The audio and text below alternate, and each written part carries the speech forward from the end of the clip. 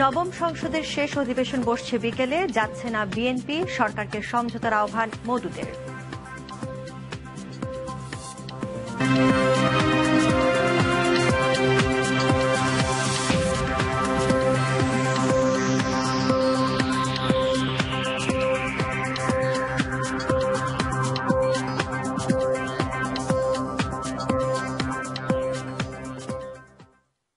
আসসালামু আলাইকুম, স্বাগত জানাচ্ছি আরটিভি দুপুরের সংবাদে। শুনছিলেন মার্কেন্টাইল ব্যাংক সংবাদ শিরোনাম। পুরো সংবাদে আপনাদের সঙ্গে আছি আমি নাবিলা হাসান। বিএনপি জামাতের দোসরাই লন্ডনে অতর্কিতে হামলা চালিয়েছে বলে অভিযোগ করলেন তথ্যমন্ত্রী হাসানুল হক ইনু। সকালে দেশে ফিরে শাহজালাল আন্তর্জাতিক বিমানবন্দরে মন্ত্রী বলেন, হামলা করে সরকারের যুদ্ধাপরাধীদের বিচার এবং সন্ত্রাস ও জঙ্গি দমন থেকে সরানো যাবেন না। ইকরাম হোসেনের রিপোর্টে বিস্তারিত। দেশে ফিরেই বিমানবন্দরে লন্ডনের হামলা নিয়ে সংবাদ সম্মেলন করেন তথ্যমন্ত্রী হাসানুল হক ইনু। রাজনৈতিক উদ্দেশ্যেই তার উপর হামলা চালানো হয়েছে বলে অভিযোগ করেন তিনি। দেশে বা বিদেশের মাটিতে আমার কোনো পারিবারিক বা ব্যক্তিগত শত্রুতা কারো সঙ্গে নেই। সাম্প্রদায়িক জঙ্গিবাদী যুদ্ধ অপরাধী চক্র, সশস্ত্র জামাতি চক্র এবং তাদের দোসর এবং পৃষ্ঠপোষক বিএনপি।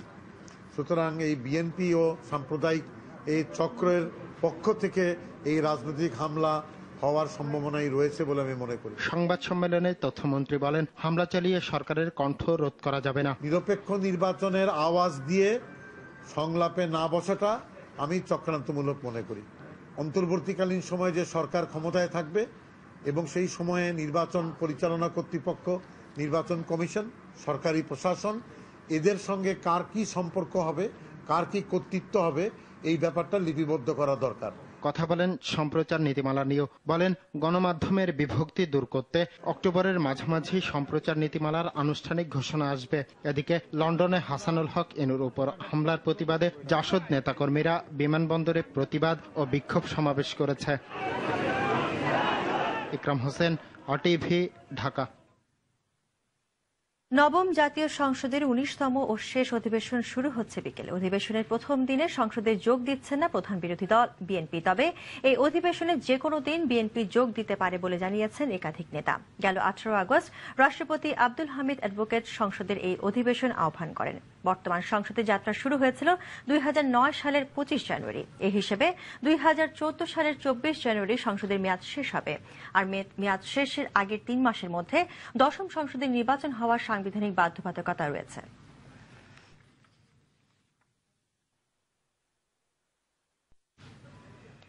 সংসদের আজকের অধিবেশনে না যাওয়ার কথা জানিয়ে বিএনপি স্থায়ী কমিটির সদস্য ব্যারিস্টার মওদুদ আহমদ বলেছেন, সমঝোতার পরিবেশ সৃষ্টিতে সরকারের পদক্ষেপের উপর নির্ভর করবে বিএনপির সংসদে যোগদান। সকালে প্রেস ক্লাবের স্বাধীনতা ফোরামের আলোচনায় এসব কথা জানান তিনি। মওদুদ বলেন, সংসদে নির্বাচনকালীন সরকার নিয়ে নতুন কোনো প্রস্তাব দেবে না বিএনপি। সংবিধানের ত্রয়োদশ সংশোধনে নির্বাচনকালীন সরকারের বিধান যেমন ছিল, বিএনপি সেই রূপরেখার সঙ্গে প্রধান উপদেষ্টার বিষয়ে নতুন ধারণা দিতে পারে বলে জানান তিনি। বিভিন্ন জনমত জরিপের কথা তুলে মওদুদ বলেন, জনসমর্থন ক্রমেই আওয়ামী লীগের বিরুদ্ধে চলে যাচ্ছে, তাই প্রধানমন্ত্রীকে তার অবস্থান থেকে সরে আসতে হবে। সংবিধান সংশোধন করার এখনো সময় আছে, এখনো অবস্থান পরিবর্তন করার সময় আছে। শুধু এই যে এটাই শেষ অধিবেশন সেটা ঠিক নয়, কারণ এই সংসদের মেয়াদ 24শে জানুয়ারি পর্যন্ত আছে। সুতরাং সংবিধান অনুযায়ী এই সংসদ এর আগে যে কোনো সময় আবার বসতে পারে। আমরা এই সংসদ অধিবেশন বর্জন করি নাই, আমরা এই সংসদ অধিবেশনে যেতে চাই, কিন্তু আমরা আজকে যাব না। কেন যাব না? আমরা সরকারের মনোভাব দেখতে চাই, কোন রকমের সমঝোতার জন্য নতুন পরিবেশ সৃষ্টি করবে কি করবে না। মানবাধিকার সংস্থা অধিকারের সম্পাদক আদিলুর রহমান খানকে 54 ধারার অভিযোগ থেকে অব্যাহতি দিয়েছে আদালত। ঢাকা মহানগর হাকিম মোহাম্মদ নুরু মিয়া এই আদেশ দেন। 10 আগস্ট আদিলুরকে গ্রেফতার করা হয়। তাকে ফৌজদারি কার্যবিধির 54 ধারায় গ্রেফতার দেখানো হয়। রাজধানীর মতিঝিলের শাপলা চত্বরে 5 মে হেফাজতে ইসলামের সমাবেশে আইন শৃঙ্খলা বাহিনীর অভিযান নিয়ে অসত্য বিকৃত তথ্য প্রচারের অভিযোগে তথ্য প্রযুক্তি আইনে আদিলুর সহ অধিকারের আরেক কর্মকর্তার বিরুদ্ধে আদালতে প্রতিবেদন দেয় মহানগর গোয়েন্দা পুলিশ।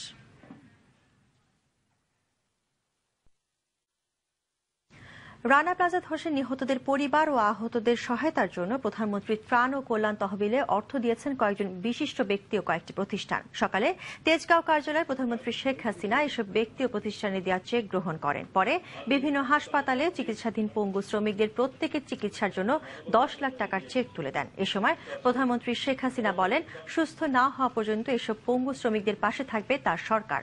এখনো যেসব শ্রমিক হাসপাতালে চিকিৎসা নিচ্ছে, সমাজের বিত্তবানদের তাদের পাশে দাঁড়ানোর আহ্বান জানান প্রধানমন্ত্রী শেখ হাসিনা।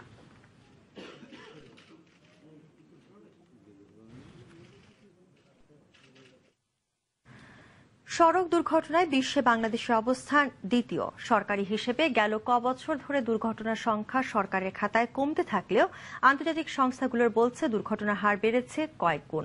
এমন উল্টো চিত্রের জন্য দুর্ঘটনা বিশেষজ্ঞরা দায়ী করছেন ভুল পরিসংখ্যানকে। সড়ক দুর্ঘটনা নিয়ে তুষার ইসলামের ধারাবাহিক রিপোর্টের প্রথম পর্ব আজ। ক্যামেরায় ছিলেন মেহেদী হাসান সুজন। গেল 4 আগস্ট ঢাকা মাওয়া মহাসড়কের খানবাড়িতে নিজের মাইক্রোবাসের সঙ্গে যাত্রীবাহী বাসের সংঘর্ষে শরীয়তপুরের সাবেক সংসদ সদস্য হেমায়েতুল্লাহ আরঙ্গ সহ 4 জন নিহত ও আরো 5 জন আহত হন। এর ঠিক এক সপ্তাহ আগে জুলাই মাসের 26 তারিখ ঢাকা বরিশাল মহাসড়কের চুমুদি নামক স্থানে গাড়ি নিয়ন্ত্রণ হারিয়ে গাছের সঙ্গে ধাক্কা খেয়ে পানিতে পড়ে মারা যান বরগুনা 2 আসনের আওয়ামী লীগ দলীয় সংসদ সদস্য গোলাম সবুর টুলু। এ ঘটনায় গাড়ি চালক সহ মোট 4 জন আহত হন। কার্যকর কোনো ব্যবস্থা না নেয় সড়ক দুর্ঘটনা এখন এমন পর্যায়ে পৌঁছেছে যে আমজনতা তো বটেই, সড়ক দুর্ঘটনা নামের ফ্রাঙ্কেনস্টাইন এখন সুরক্ষা বলয়ে থাকা রাজনীতিবিদদেরও ছাড়ছে না। অথচ সরকারি খাতায় দিন দিন কমছে এই সংখ্যা। 2007 সালে দেশে সড়ক দুর্ঘটনা ছিল ৫,৫০০, যাতে প্রাণ হারান ৩,৭৫০ জন। আহতের সংখ্যা ২,৭০০। পরের বছর এই সংখ্যা কমে আসে ৪,৪০০-তে, যাতে নিহত হন ৩,৭৬৫ জন। গুরুতর আহত হন ২,৭২০ জন।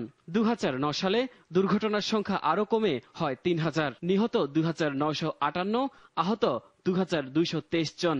সবশেষ ২০১১ সালে দুর্ঘটনা ঘটে মাত্র ৮৬৩টি। এতে নিহত হন ৮২৫ জন, আহত ৪৫০। তবে ওয়ার্ল্ড হেলথ অর্গানাইজেশন হুর হিসেবে ২০১১ সালেই বাংলাদেশের সড়ক দুর্ঘটনা হয়েছে ২০,০০০-এরও বেশি। আর বিশ্বব্যাংকের মতে গড়ে প্রতি বছর ১২,০০০ মানুষ সড়ক দুর্ঘটনায় মারা যায়। যেটা অফিসিয়াল স্ট্যাটিস্টিক্স পাই তার থেকে কমপক্ষে 3 থেকে 4 গুণ সংখ্যক নাম্বার অফ অ্যাক্সিডেন্টস হয় বাংলাদেশে, এবং ফ্যাক্টর নাম্বারটাও হয়তো সেই সংখ্যকই হবে। গবেষণা তথ্য ব্যবহার করে দুর্ঘটনা অনেক কমিয়ে আনা সম্ভব বলে মনে করেন তিনি। ফুটেজ, যেটা আমরা বলি যে লাইভ পিকচার হোক অথবা একটা ক্যামেরার ছবির বিষয় হোক, এগুলো কিন্তু খুব জরুরি ইস্যু। কিন্তু আমাদের যে রিপোর্ট ফর্ম আছে তাতে কিন্তু এই বিষয়গুলো ইনক্লুড করার ব্যবস্থা নেই। যদিও স্কেচের ব্যবস্থা আছে, কিন্তু পুলিশরা দেখা যায় যে প্রপার ট্রেনিং এর অভাবে স্কেচটা কিভাবে করতে হবে তার সেটা জানি না, ফলে সেটা ঠিক মতো করতে পারে না। পাশের দেশ ভারতেও বিভিন্ন গবেষণা প্রতিষ্ঠান দুর্ঘটনা প্রতিরোধে গুরুত্বপূর্ণ ভূমিকা রাখছে বলে জানালেন তরুণ এই গবেষক। এখন যে পদ্ধতিতে আমরা তারেক শাহরিয়ার, RTV। সহিংসতা এড়াতে দুনেত্রীকে দ্রুত সংলাপে বসার তাগিদ দিলেন মার্কিন রাষ্ট্রদূত ড্যান মোজিনা। সকালে সুনামগঞ্জ কাজির পয়েন্টের সুরমা ভ্যালি রিসোর্সে গণমাধ্যম কর্মীদের সঙ্গে মতবিনিময় সভায় তিনি এই আহ্বান জানান। বাংলাদেশের গার্মেন্টসে অগ্নি নির্বাপক ব্যবস্থা, ভবনের নিরাপত্তা ও শ্রম অধিকার নিশ্চিতের আহ্বান জানান তিনি। এ সময় জেলার প্রিন্ট ও ইলেকট্রনিক মিডিয়ার কর্মীরা উপস্থিত ছিলেন।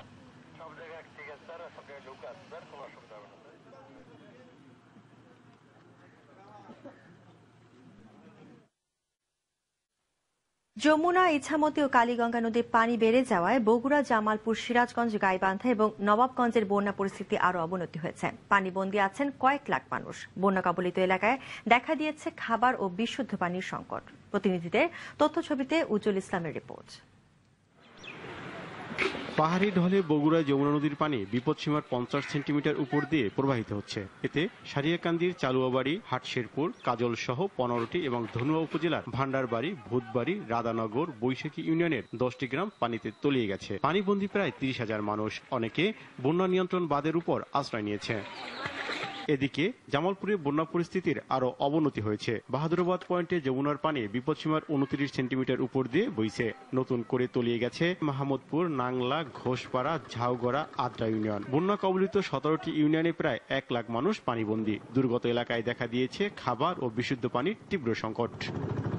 সিরাজগঞ্জে যমুনা নদীর পানি বাড়তে থাকায় জেলার সার্বিক বন্যা পরিস্থিতির আরো অবনতি হয়েছে। 24 ঘন্টায় নদীর পানি 2 সেন্টিমিটার বেড়ে বিপদসীমার 15 সেন্টিমিটার উপর দিয়ে প্রবাহিত হচ্ছে। গাইবান্ধার ব্রহ্মপুত্র ও ঘাটক নদীর পানি বেড়ে ফুলছড়ি, সাঘাটা, সুন্দরগঞ্জ ও সদর উপজেলার 12টি ইউনিয়ন প্লাবিত হয়েছে। পানিবন্দী হয়ে পড়েছে কয়েক লাখ মানুষ। ব্রহ্মপুত্রের পানি ফুলছড়ি পয়েন্টে বিপদসীমার 38 সেন্টিমিটার এবং ঘাটক নদীর পানি গাইবান্ধা পয়েন্টে বিপদসীমার 30 সেন্টিমিটার উপর দিয়ে প্রবাহিত হচ্ছে। পদ্মা ও ইছামতি ও কালীগঞ্জ নদীর পানি বেড়ে বিপদসীমার 30 সেন্টিমিটার উপর দিয়ে প্রবাহিত হওয়ায় দোহার ও নবাবগঞ্জের বন্যা পরিস্থিতির আরো অবনতি হয়েছে। একদিনের ব্যবধানে 2 উপজেলার 10টি গ্রাম নতুন করে প্লাবিত হয়। কুড়িগ্রামে ব্রহ্মপুত্র, ধরলা সহ সবকটি নদ নদীর পানি সামান্য কমলেও বন্যা পরিস্থিতির অপরিবর্তিত রয়েছে। উজ্জ্বল ইসলাম, RTV। দুপুরের সংবাদ দেখছেন আরটিভিতে। আপনাদের সঙ্গে আছি আমি নবিলা হাসান। রাজধানীর হাজারীবাগ এলাকা থেকে 5000 পিস ইয়াবা সহ এক মাদক ব্যবসায়ীকে গ্রেফতার করেছে র্যাব। গেল রাতে হাজারীবাগের রায়ের বাজার এলাকার একটি বাসায় অভিযান চালিয়ে ইয়াবা ছাড়াও নগদ টাকা, পাসপোর্ট, 16টি জাতীয় পরিচয়পত্র সহ একটি মোটরসাইকেল উদ্ধার করা হয়। র্যাব 2 এর অধিনায়ক জানান, দীর্ঘদিন ধরে এই ব্যক্তি কক্সবাজার থেকে ইয়াবা এনে ঢাকার বিভিন্ন জায়গায় বিক্রি করে আসছিল। এই অপকর্মের সঙ্গে জড়িত বাকি সদস্যদের ধরতে অভিযান চলছে বলেও জানানো হয় র্যাব 2 এর প্রধান কার্যালয়ে ডাকা সংবাদ সম্মেলনে। বিরুদ্ধে আমাদের পরবর্তী অভিযান হবে কক্সবাজার থেকে সে যে এলাকা থেকে নিয়ে আসতো বা যার কাছ থেকে নিয়ে আসতো তাকে ধরার প্রচেষ্টা আমাদের অব্যাহত থাকবে এবং পরবর্তী অপারেশনগুলো আমরা ওই দিকে করার চেষ্টা করব। গ্যাস সরবরাহের দাবিতে সিলেটের 3টি উপজেলায় স্থানীয় জনদাবি পরিষদের ডাকে চলছে সকাল সন্ধ্যা হরতাল। ভোর থেকে জেলার জৈন্তাপুর, গোয়াইনঘাট ও কানাইঘাট উপজেলায় যান চলাচল বন্ধ আছে। শিক্ষা প্রতিষ্ঠান, দোকানপাট সহ বন্ধ আছে পাথর উত্তোলন। জৈন্তাপুর ফিল্ড থাকলেও স্থানীয়দের গ্যাস না দেওয়ায় বেশ কবার হরতাল করা হয়।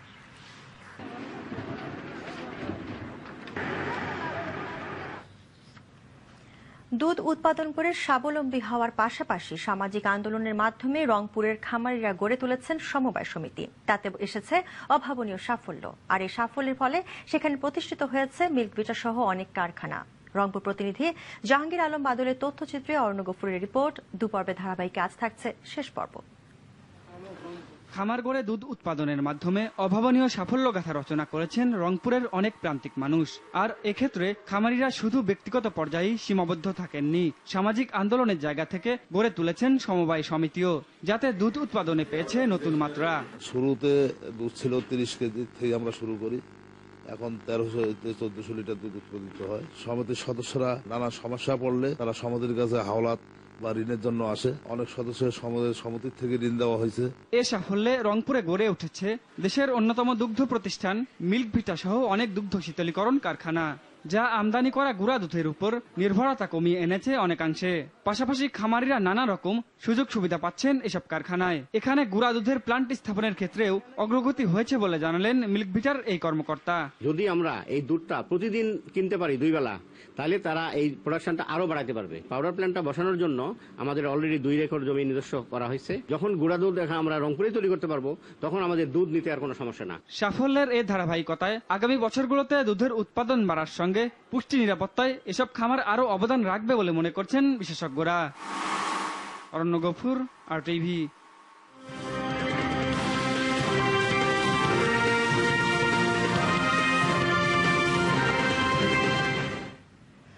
ন্যাশনাল লাইফ ইন্স্যুরেন্স আন্তর্জাতিক সংবাদ।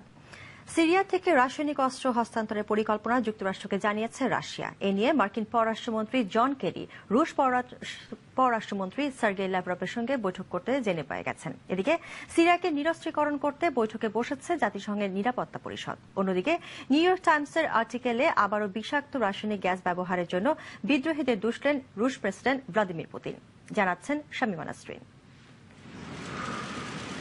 আপাতত সেনা অভিযান থেকে পিছু হটলেও হামলার সিদ্ধান্ত থেকে একেবারে নিজেকে গুটিয়ে নেননি মার্কিন প্রেসিডেন্ট বারাক ওবামা। তাই সিরিয়ায় হামলা এড়াতে এবার মার্কিনীদের ভূমিকা রাখার আহ্বান জানালেন রুশ প্রেসিডেন্ট পুতিন। তিনি আবারও রাসায়নিক হামলার দায় চাপালেন বিদ্রোহীদের ওপর। আর রাসায়নিক অস্ত্রের ছুতোয় যুক্তরাষ্ট্র যদি সিরিয়ায় সত্যি হামলা চালায় তাহলে এই অঞ্চলে সন্ত্রাসবাদের বিস্তার ঘটবে বলেই তার আশঙ্কা। সিরিয়ার রাসায়নিক অস্ত্র সমর্পণে রাশিয়ার প্রস্তাব নিয়ে নিউ ইয়র্কে আলোচনায় বসেছে যুক্তরাষ্ট্র, ব্রিটেন সহ জাতিসংঘ নিরাপত্তা পরিষদের স্থায়ী 5 সদস্য দেশ। অস্ত্র সমর্পণে রাশিয়ার পরিকল্পনায় সমঝোতা হলে তা দ্রুত বাস্তবায়নে একটি প্রস্তাব পাশের লক্ষ্যে আলোচনার প্রস্তুতি চলছে। অস্ত্র তুলে দিতে যুক্তরাষ্ট্র, ব্রিটেন ও ফ্রান্স কিছু শর্ত আরোপের পক্ষে মত দিলেও কোনো ধরনের বাধ্যবাধকতা চাইছে না রাশিয়া। রাসায়নিক অস্ত্র সমর্পণের পরিকল্পনা ব্যর্থ হলে ফ্রান্স দামেস্কের বিরুদ্ধে ব্যবস্থা নেওয়ার বিষয়ে একটি খসড়া প্রস্তাব দিতে চাইছে। এতেও আপত্তি রাশিয়ার। এদিকে রাসায়নিক অস্ত্রের ব্যাপারে কোনো চুক্তিতে পৌঁছানো খুব কঠিন কাজ হবে বলে মনে করছেন মার্কিন পররাষ্ট্রমন্ত্রী John Kerry. Shamima Nasrin, RTV। ইরাকের রাজধানী বাগদাদে গাড়ি বোমা হামলায় নিহত হয়েছে 66 জন, আহত হয়েছে অন্তত 77 জন। বুধবার সন্ধ্যায় উত্তর বাগদাদের কসরার একটি শিয়া মসজিদের কাছে মুসল্লিরা মাগরিবের নামাজ পড়ে বের হবার সময় এই হামলা চালানো হয়। এতে অন্তত 51 জন নিহত এবং 77 জন আহত হয়। আত্মঘাতী হামলাকারী 2টি বোমার বিস্ফোরণ ঘটিয়ে নিজেকে উড়িয়ে দেয়। এখনও এই হামলার দায় স্বীকার করেনি কেউই। এর আগে ইরাক জুড়ে আলাদা কয়েকটি হামলায় নিহত হয় আরও 15 জন।